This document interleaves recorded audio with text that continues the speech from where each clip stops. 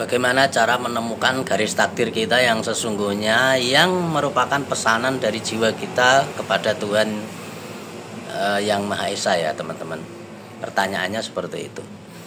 Ya intinya adalah yang membelokkan itu yang kita pangkas.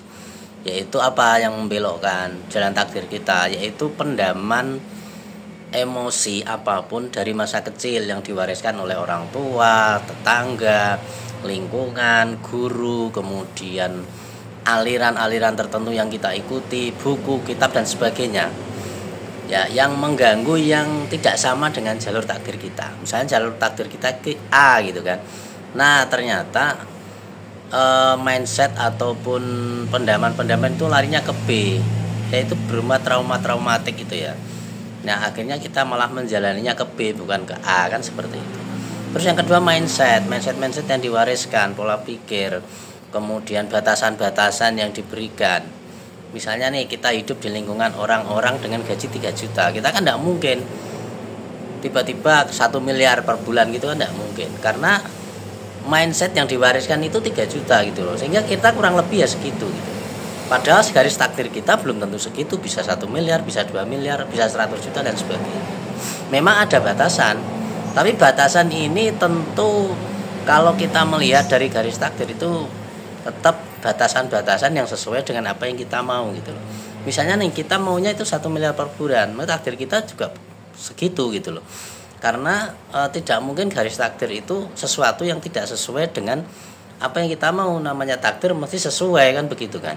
Namanya pesanan, kita pesan sesuatu mesti yang sesuai, yang enak. Gak mungkin Anda pesan makanan di warung yang tidak sesuai dengan apa yang Anda sukai, mesti sesuai gitu.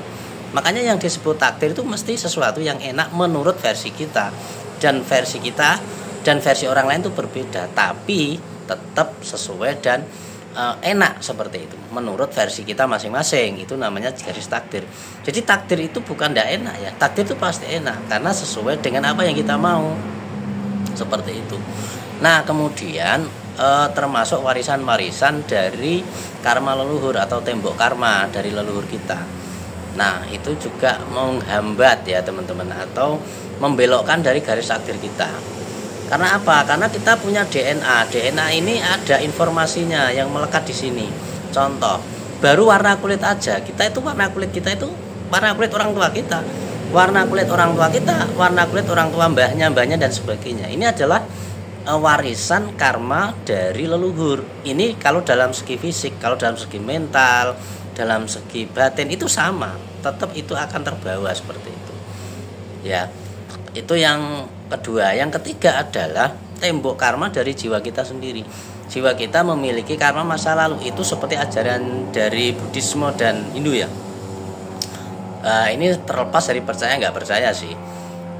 Tapi kalau saya pakai ya. Jadi pembersihan itu juga harus dilakukan, yaitu dari warisan-warisan jiwa kita. Misalkan kita itu dulunya itu pernah punya karma A, mesti kan terbawa sampai sekarang. Kita dihidupkan sekarang punya misi untuk membersihkan itu.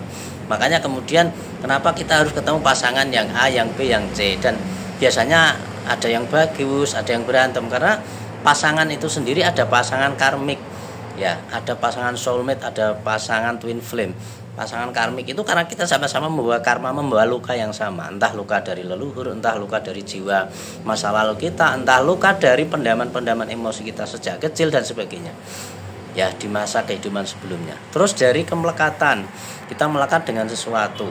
Ya, misalkan dengan kepercayaan tertentu. Padahal kepercayaan itu tidak sesuai dengan apa yang kita mau. Tidak sesuai dengan yang nyaman menurut kita gitu loh, cuma kita nggak sadar. Dan ego ya, kemelekatan ego itu juga sama sebetulnya sih, mirip-mirip seperti itu.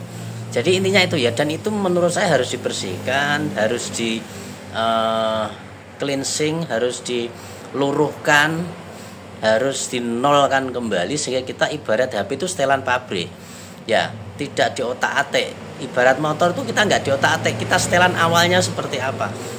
Bukan kita mengikuti setelan-setelan yang dibuat oleh orang lain atau oleh tembok karma masa lalu, oleh karma kita dari masa kecil, pendaman-pendaman emosi dan sebagainya. Jadi sebetulnya kita harus membersihkan dan lebih banyak membersihkan. Ketika kita membersihkan, ketika kita sudah jernih, ketika kita sudah kosong dari segala pendaman-pendaman itu, maka yang terjadi adalah kita akan lebih jelas untuk melihat jalan takdir kita, dan biasanya kita secara otomatis itu berjalan sesuai itu.